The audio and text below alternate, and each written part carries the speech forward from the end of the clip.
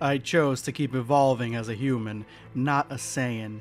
I'm not relying on my Saiyan blood anymore. What is up, Black Squad? I told you that I had a part 2 to yesterday's video talking about how Toyotaro literally tells us early on in the DBS manga who is going to lose power and who is going to gain it, who is going to be stronger than BEERUS, the god of destruction. Now, if you missed the part 1 of this video, I'm gonna leave a link to it in the description below and the top comment. A lot of good stuff in there, a lot of proof explaining the system of god of destruction and how BEERUS is the strongest out of the gods of destruction. But like I told you, there is a part 2 to this. BEERUS isn't the only one that got foreshadowed as to what the ending of the superhero arc was going to show us. No, Beast Gohan was foreshadowed to us years ago in the DBS manga, and if you know what moment I am talking about, let me know in the comment section below, guys, and stay for the rest of the video to see if you got it right. Huge shout out to the Black Squad, my loyal fans, the promoters of my content who are here day in and day out, liking, subscribing, all that stuff. You guys are fucking awesome. Thank you so much for all the support. You guys are literally building this channel brick by brick. We're gonna get to the 500k mortal plan in no time with your support. Let's begin. This moment in the DBS manga is by far one of the most confusing moments in the entire story. There were so many theories, so many discussion videos. Everybody was talking about what happened because it didn't make any sense whatsoever, and it seemed like somebody really important got nerfed from the anime, and it just didn't seem fair, especially a character that was kind of fan favorite at the time, and I think still is.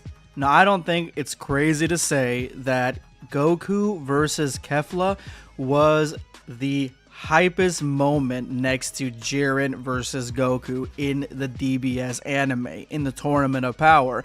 That fight alone was so epic.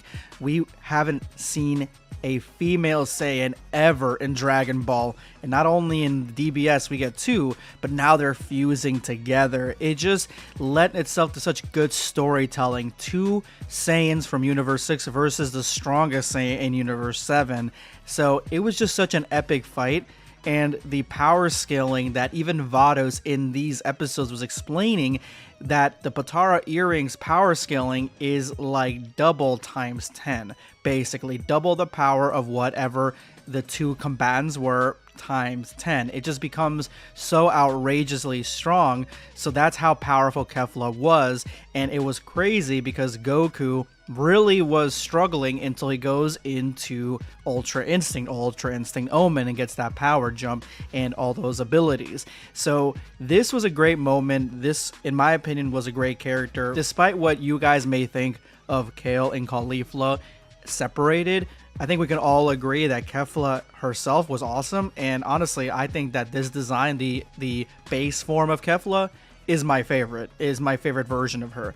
So I was excited to see her in the manga, and this is what we get. Kefla sees Jiren and she wants to take him out because she has just taken out the Pride Troopers. She literally shoots him while he's fighting Goku and catches him off guard.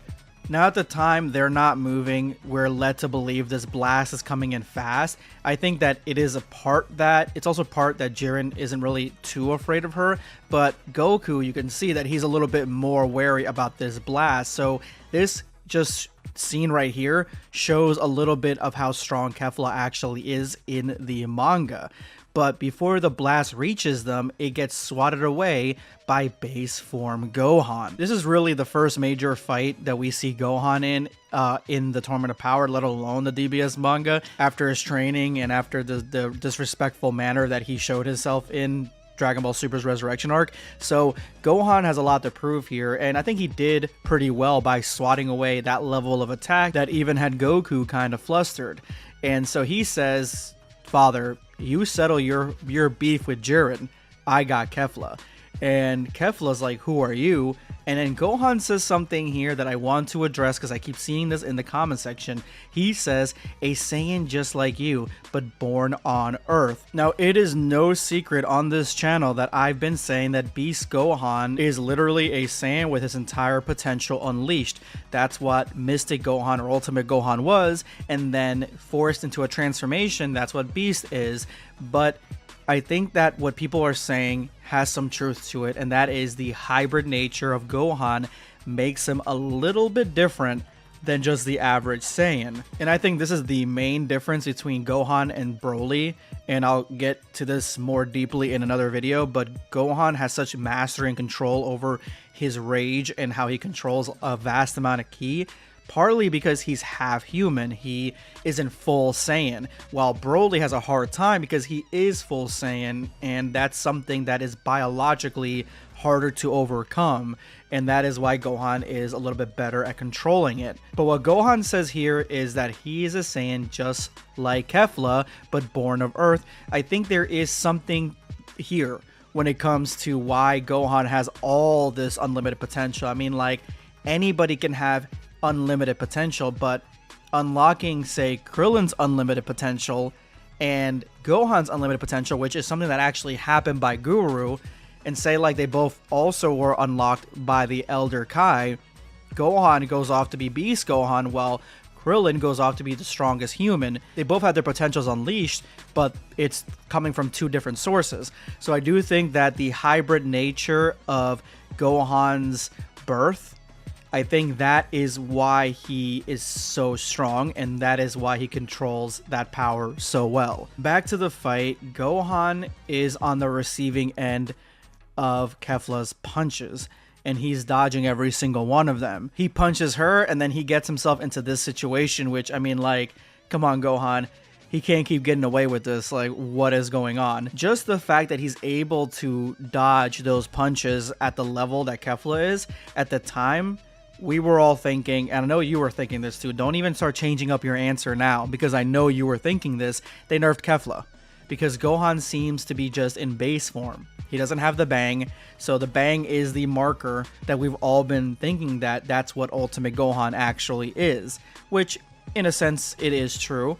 That is part of what Ultimate Gohan is, but I never really thought at this point that Gohan was going to get something like Beast. So now that we have Beast in our arsenal here, and in the information, I can confidently say that Kefla did not get nerfed here. Gohan is in Ultimate right now, and that's how powerful Ultimate is. Ultimate is as powerful as Kefla. Now, Kefla stomps on Gohan, so she still has kind of like the edge in some of this attack power that she's wielding, and she kind of caught Gohan off guard. Now, whether you want to say that he let her do this to him on purpose, I mean, I'm not saying that. You can say that, but I'm not saying that. But she has the upper hand right now. And she keeps saying stuff like, are you sure you don't need to go into Super Saiyan? Like, can you even do that? And he says confidently here, I don't do that anymore. I don't need to, really. So this is Ultimate Gohan. Just because he's missing the bang, he could have got a haircut before the tournament. This is definitely Ultimate Gohan, and that's why he is this strong. And then she says, no need to turn Super Saiyan. Why is that? And he says, I chose to keep evolving as a human, not a Saiyan. I'm not relying on my Saiyan blood anymore. So this has huge ramifications for Dragon Ball Super storyline when it comes to Beast, because he ultimately becomes like the superest Super Saiyan of all time, right? But I think what Gohan is saying here is that he is pushing his base to its limit, his human side, and he's stabilizing that part. He's amplifying that part. Similar to what Goku needs to do with Ultra Instinct, where he needs to have Ultra Instinct in his base. Gohan is doing the Earth thing in his base first, and that way he has more access and more control over Beast later. So Beast is kind of like a hybrid transformation, something that he's gotten because he is a hybrid.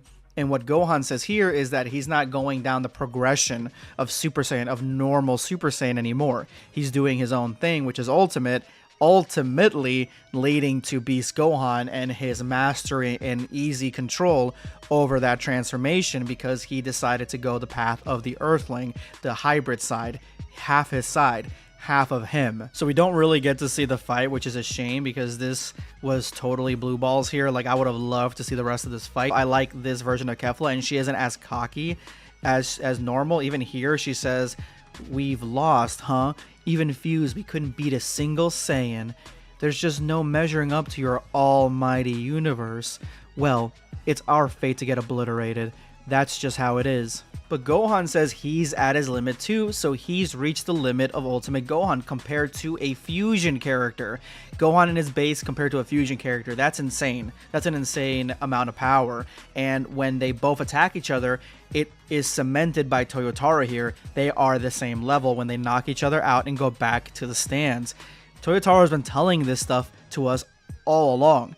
And I'm not going to sit here and say, oh, you know, Toyotaro 100% knew that Beast Gohan was going to be a thing. I think that he was given an idea that Gohan was going to be important later on. Really important, really strong. So he wanted to make sure that he is showcased to having that power. And he wanted to have a combatant that is really strong, that we know these multipliers for. He wanted to have one of them face off against him to solidify his strength.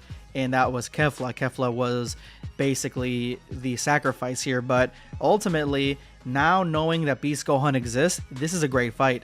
We get to see what Ultimate Gohan can do, how strong he was back then, and how powerful he could be now. Like, if he is this strong against a fusion character in Ultimate, like, Beast Gohan, man, that's just... It's not so ridiculous for me to believe that Beast Gohan is stronger than BEERUS at this point. And I 100% will put 10 toes down on that one because I do believe that he is. But let me know what you guys think of this. I'll talk to you later. Subscribe for more content. Or perish.